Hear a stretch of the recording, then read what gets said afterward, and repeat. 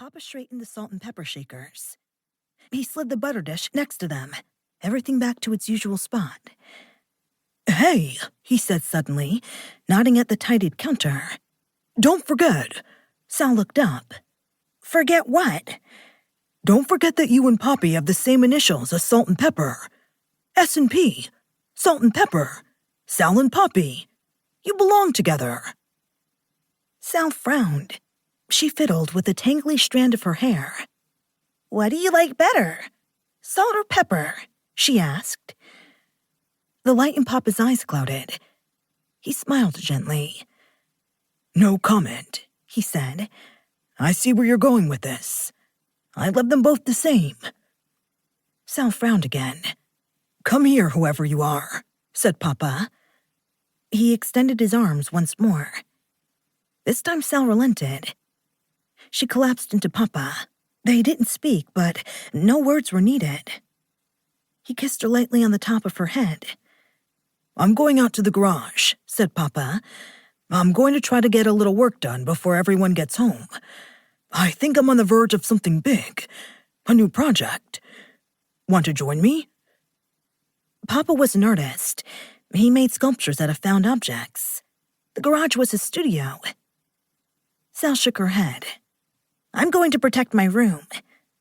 "Come and get me if you need me," said Papa.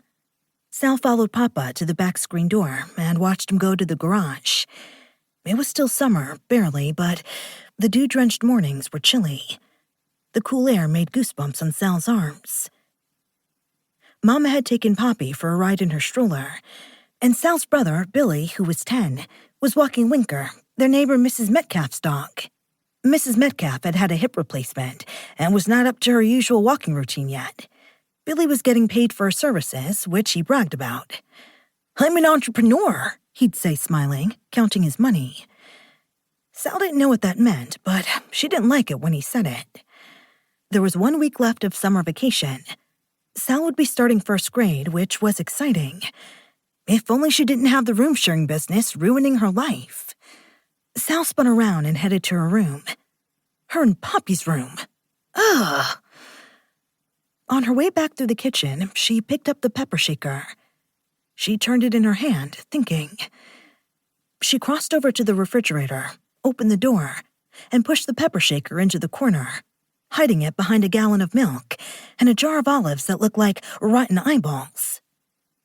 The refrigerator closed with a satisfying whoosh, and Sal skipped down the hallway and up the stairs. 2. Sal went to her room and closed the door. She was alone in the house. She felt alone in the world. Can I still call it my room? She wondered. She decided she would. A couple of days ago, after Mama and Papa had rearranged the furniture to make room for Poppy's bed and her little dresser, they helped Sal put some of her favorite things, her tiny glass animal collection, trinkets from trips, smooth, colorful stones, out of Poppy's reach. They moved them from Sal's low bedside table to the top of her tall dresser. When Sal had complained that it was unfair for Billy to have his own room, Papa pointed out that Sal and Poppy's room was much bigger than Billy's. And they had 2 windows. Billy only had 1, and it was small. "I just don't think she'll be a good resident of this room," Sal had told her parents, trying to be as serious as possible, narrowing her eyes, tilting her head, and pitching her voice to sound important. "I just don't think she's responsible enough to be here." Twice in the last 2 days, Sal had found one of her personal possessions, her glass bear cub and her piece of petrified wood, on Poppy's dresser, proving Sal's point. Now she had to be vigilant, keeping track of her special things, and rehiding them as necessary, besides everything else she had to do as a normal person. It was exasperating. Sal wished that Poppy had special shoes that left marks, invisible to the human eye, and that Sal had a pair of glasses that, when worn, would reveal exactly where Poppy had been in the room. Her footprints would appear in glowing light, and there would be no doubt about it. Currently, Sal's most pressing concern was her school supplies. She was storing them in a box under her bed. She checked the box a few times a day, and so far, it was untouched by Poppy. At the moment, the school supplies